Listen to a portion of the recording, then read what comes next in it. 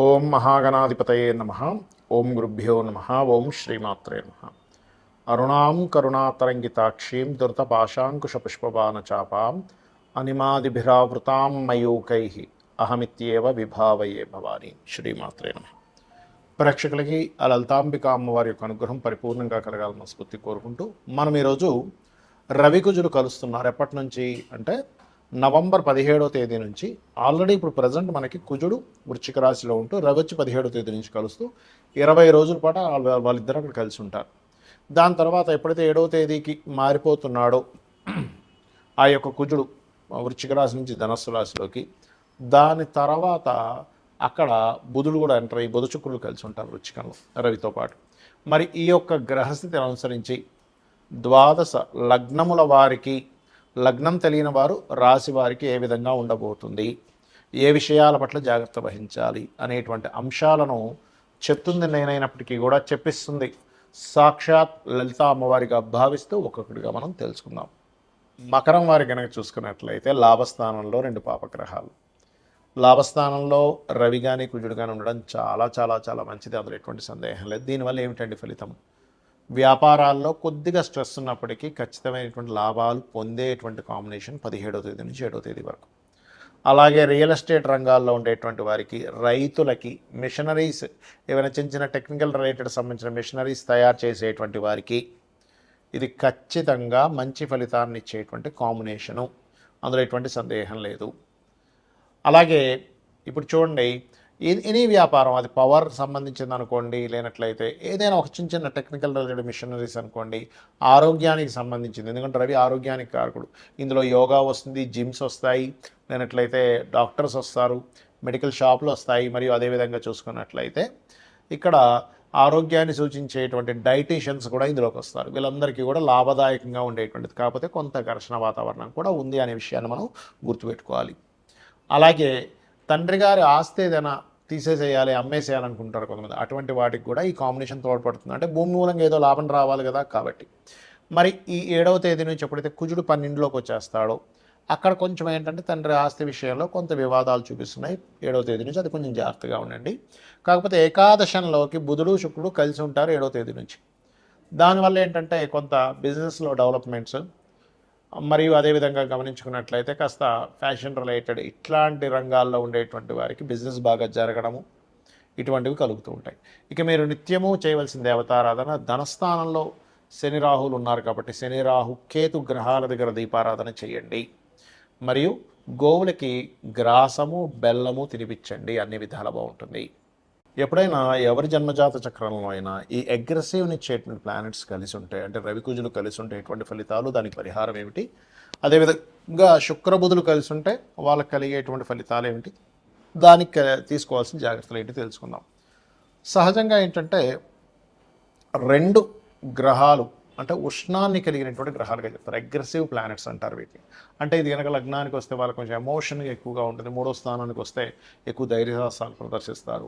అది ఏ స్థానంలో ఉంటే ఆ స్థానాన్ని అగ్రెసివ్గా అది ట్రిగర్ చేస్తూ ఉంటుంది. అంటే ఏంటి, 2వ స్థానంలో ఉంది కుటుంబంతో తెలియని ఘర్షణ, 3వ స్థానంలో ఉంది విపరీతమైన ధైర్యం కాకపోతే అన్నదమ్ములతో గొడవలు, 4లో ఉంది కొంత భూ సంబంధించిన విషయాల్లో కలిసి రావడము ప్లస్ గొడవలు ఉంటాయి, 5లో ఉంది సంతానంతో ఘర్షణ లేదా ప్రేమ వ్యవహారాలతో విషయాలు, 6లో ఉంది శత్రువుపై విపరీతమైన విజయాన్ని పొందుతాడు, 7వ స్థానంలో ఉంది బాగా స్ట్రాంగెస్ట్ పర్సనాలిటీ ఉన్నటువంటి జీవిత భాగస్వామి రావడం జరుగుతుంది, 8మంలో ఉంది యాక్సిడెంట్స్, 9వ స్థానంలో ఉంది తండ్రి చాలా అగ్రెసివ్గా ఉండడం లేకపోతే తండ్రి పట్టుదల ఎక్కువగా ఉండడం, 10వ స్థానంలో ఉంది. వీళ్ళు ఎక్కడైతే జాబ్ చేస్తారో అక్కడ లీడర్గా నిలబడతారు, కానీ అక్కడ ఎంతో కొంత స్ట్రెస్ మిమ్మల్ని వెంటాడుతుంటుంది. 11 అయితే ఆల్ సక్సెస్ ఉంటుంది, రాజకీయంగా కానివ్వండి, మెడికల్ పరంగా కానివ్వండి. అలా 12వ స్థానంలో అంటే వివాహ జీవితం మీద ఎఫెక్ట్ చూపిస్తుంది.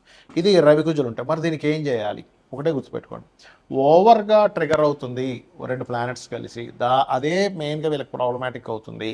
ఒక ఈగో తెలియకుండానే అందరూ మిమ్మల్ని ఒక ఈగో పర్సన్గా చూస్తున్నాడు. మీలో నిజాయితీని ఇచ్చేటువంటి గ్రహాలు నిజంగా చెప్పాలంటే రవి కుజ కాంబినేషన్ ఈజ్ నిజాయితీని ఇచ్చే గ్రహం. కానీ అవతల వాళ్ళకి అది ఈగో అండి, ఇతని కోపం ఎక్కువండి, ఈగో ఎక్కువండి, అమ్మాయితంతో మనం పడలేమండి అనేటువంటి స్థితి కూడా తీసుకెళ్తుంది. బట్ కొంతమందికి అది కూడా ఉండదని నేను చెప్పట్లేదు. కానీ ఇది నిజాయితీని ఖచ్చితంగా ఉండాలనేటువంటి కాంబినేషన్. ఒకవేళ మీ జన్మజాతకంలో ఇలా ఉంది, దాని ద్వారానే కొంచెం నేను అగ్రెసివ్ అవుతున్నాను, అవతల వాళ్ళు నా వాళ్ళు ఇబ్బంది పడుతున్నారు అనుకునేటువంటి వారు దీని చక్కటి రెమెడీ ఒకటి ఉంది. ఏమిటది? చక్కగా మీరు గంధము కలిపినటువంటి నీటితో శివునికి అభిషేకం చేయడం. రెండవది సూర్య నమస్కారాలు చేస్తూ సుబ్రహ్మణ్యేశ్వర స్వామిని సూర్యభగవానుల్లో మనం దర్శించడము. అంటే సుబ్రహ్మణ్యేశ్వర ప్రతి ఎనర్జీ సూర్యుల్లో ఉందని చెప్తుంది మనకు శాస్త్రం. అలా చేయడం. అలాగే మరొక విషయం ఏంటంటే గోవులకి క్యారెట్స్, గోధుమ రవ్వ ఆది మంగళవారాలు తినిపించడం. రావి చెట్టుని బ్రహ్మ విష్ణు రుద్రుల యొక్క స్వరూపంగా చెప్తూ ఉంటారు. వాటి కిందనే సర్పాలు ఉంటాయి మనకి ప్రతిష్ఠ చేసినవి. అక్కడికి వెళ్ళి చక్కగా మీరు ప్రదక్షిణం చేసుకొని ఒక రాగి చెంబులో వాటర్ తీసుకొని అందులో పసుపు కుంకుమ గంధం కలిపి చిటికెడు వేసి కలిపి ఆ చెంబు పట్టుకొని ప్రదక్షిణం చేసుకొని వాటి మీద కనుక మీరు అభిషేకం చేసినట్లయితే చాలా అంటే చాలా మటుకు కంట్రోల్ అవుతుంది. దీంతోపాటు రుద్రాక్ష ధారణ చేయండి. ఎన్ని ముఖాలు చేయాలి ఏమిటంటే అది ఎన్నో భావంలో ఉంది అన్ని ముఖాలు చేయండి. అంటే ఒకటో భావంలో ఉంది భద్రాక్ష దొరుకుతుంది చంద్రాకారంలో, రెండో భావంలో ఉంది 2 ముఖాలు, మూడో స్థానంలో ఉంది కాంబినేషన్ 3 ముఖాలు, 4వ స్థానంలో ఉంది 4 ముఖాలు. అలా 12 భావాలకి 12 ముఖాలు మీరు ధరించవచ్చు. అంటే 12 స్థానాల్లో ఎక్కడుంటే అన్ని ముఖాలు ధరించడం ద్వారా మీకు చాలా కంట్రోల్ అవుతుంది. ఎందుకంటే ఈ కాంబినేషన్ బీపీని కూడా పెంచుతుంది, గుర్తుపెట్టుకోండి.